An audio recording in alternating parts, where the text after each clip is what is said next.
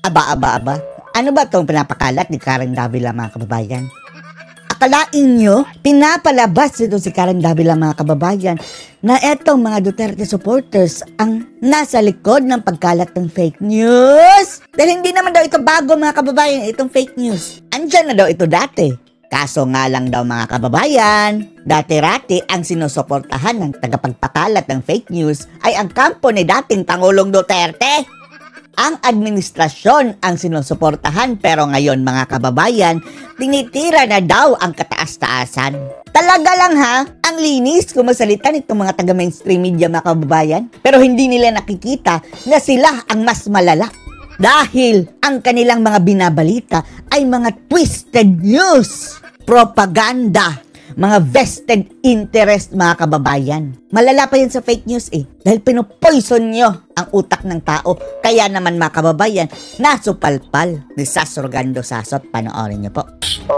No fake news was as prevalent before, except it did not attack the powers that be. Wow! So wag nyo sabihin na walang umaatake na fake news kay dating Pangulong Duterte noon. Ano yung pinagsasabi niyong may cancer sa PRRD? Diktador. O eto na nga lang galing mismo sa media, sa inyo, Karen Davila, 30,000 ang namatay dahil sa war on drugs. Hindi pa ba yan fake news? Ang mga animal na to. Fake news before attacked the opposition. No, opposition daw ang inatake ng fake news noon. Ganyan sila, mga kababayan, ay mga kaliskis niyan. Yung kapag opinion, mga kababayan, ng mga vloggers, hindi nila nagustuhan, sasabing fake news. Hindi naman yan news after all, Karen Davila. That is their opinion. Tinatag nila na fake news, mga kababayan, para tapos ang usapan. It attacked media. Today, it is attacking the sitting government. Dahil ang mga Duterte, anti-Marcos na. The who are you? Was as bad representative, except the subject of the attacks today is the president. Kasali na kayo. Pero kayo dati, Karen Davila, nung presidente mo sa dating Pangulong Duterte, kayo ang araw-araw umaatake. War on drugs, war on drugs. Sa tingin namin, kami naman ang magsasabi, fake news. 30,000, fake news. Dati kasi fake news protected the president. Mga vloggers... Wow. Dati daw, protected the president, Duterte daw. Supporting Duterte. And that is precisely... Yeah, correct. Karen, nakikinig ka ba? Kung nakikinig sa Karen... Bingi yan. Karen Davila, ano Davilat. Davila. sinasabi mo na biktima kayo ng fake news at naapektuhan kayo ng mainstream media? Unang-una, naapektuhan ang kanilang hanap buhay, mga kababayan. Dahil wala nang naniniwala sa kanila Bias kasi, mga kababayan. At sabi nila, we did daw. Wala kaming pake. Pinapakita nyo lang na hindi kayo connect sa taong bayan. Karen Davila, yung pinagsasabi mong fake news, kayo ang pinakamaraming fake news. No, habang Correct. Mas matindi pa nga sa fake news, mga kababayan, twisted news. Dahil yung twisted news, mga kababayan, alam nila kung anong totoo, pero deliberately, mga kababayan, tinitwist nila para umaayon sa kanilang propaganda. Masama ang intention At to think binigyan sila ng prangkisa, mga kababayan. Hindi lang ABS-CBN, kundi yung mga media ng gobyerno para magsabi ng katotohanan. Patas lang. Pero the way nila binabalita, mga kababayan, talagang nang aatake sa kanilang mga kalaban. Kami, ano ba sinabi? Pero okay lang naman yan Hinayaan nga ni dating Pangulong Digong, no? Hinayaan naman na natin. Kaso nga lang, mga kababayan, kapag ngayong nagra-rise up na itong social media, mga kababayan, ninangak-ngakan nila. Galit sila, mga kababayan, at gusto pa nilang patahimikin ang mga vloggers. Tinutugi sa panahon ni ngag-ngag, mga kababayan, ang mga vloggers sa halip ng mga sindikato ang tutugisin. Ni Lee Kuan Yew tungkol sa mainstream media ng Pilipinas noon na it is a widely party sandali. Iko-quote, kailangan meron akong direct quote niyan. Sinabi to mismo. Yes, maganda yung quote. Lee Kuan Yew. Karen Davila, si Lee Kuan Yew na nagsabi nito. Sinabi niya, Karen Davila, a widely partisan press helped Filipino politicians to flood the marketplace of ideas with junk. Junk idea. Talaga. Ngayon mga kababayan, hindi na nila magagawa yan dahil mayroon ng social media. Diba 6 years silang tinatapunan ng putik si dating Pangulong Duterte? Sama-sama sila mga kababayan. Hindi nila napataob mga kababayan. O ngayon bakit hindi nyo binibira si Marcos Karen Davila? Hindi lang si Karen Davila, kayong mga media. Kung ito makapalpakan ngayon, nangyari kay dating Pangulong Duterte noon, hindi natitigil yung mga ungas na yan sa pag-aatake kay Duterte. Pero ngayon kay Marcos mga kababayan, tahimik pa sa sementeryo. Ang kanilang binibira mga kababayan, Duterte pa rin. Ay! And confuse and befuddle the people so that they could not see what their vital interests were in a developing country. Do you understand that, Karen Davila? Malamang naiintindihan niya nila pero yan nga ang masama mga kababayan eh. Alam nila pero pilit nilang tinatago, pilit nilang tinitwist.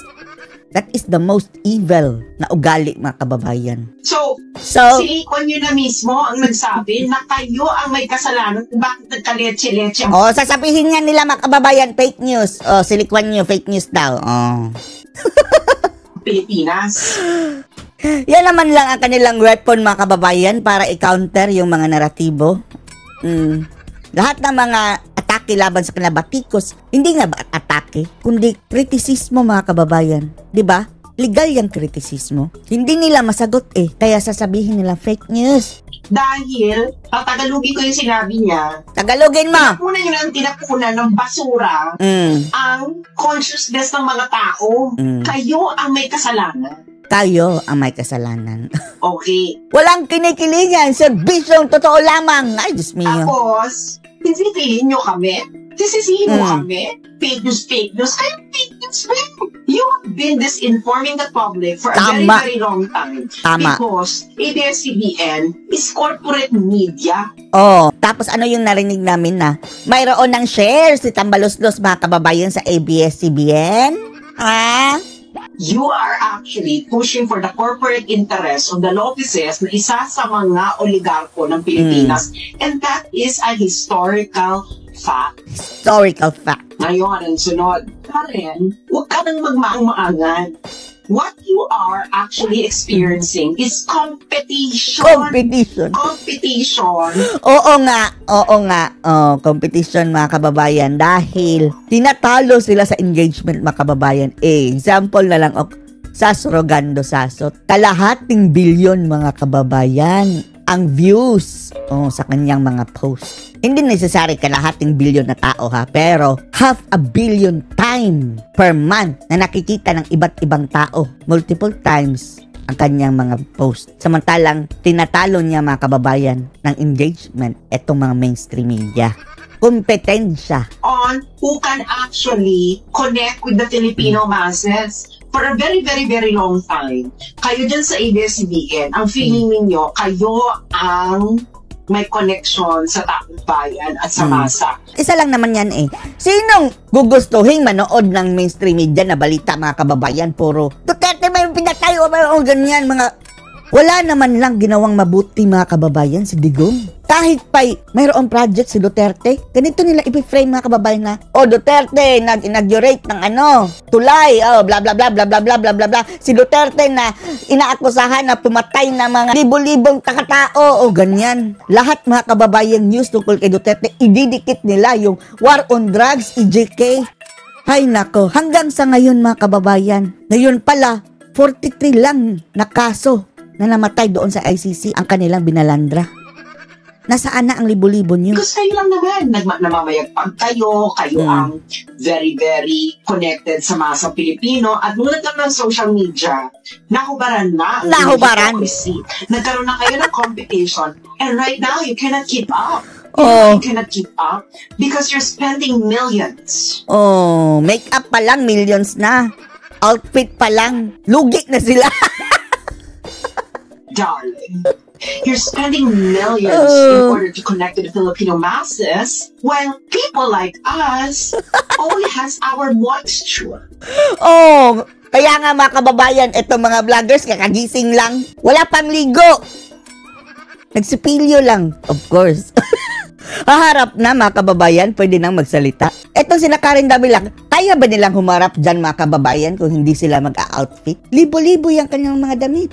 Pati yung lipstick pa lang siguro. Make-up. Tapos pintura sa mukha. Ang kapal na ng mga nilalagay nila dyan mga kababayan. Magastos. High maintenance mga kababayan. Tapos tatalunin lang sila. Nakakagising lang. Kagaya ni Sasorgando Sasot mga kababayan na may muta pa siguro sa mata. Kaya galit na galit. Anong masasabi niyo dito mga kababayan? Post your comments below.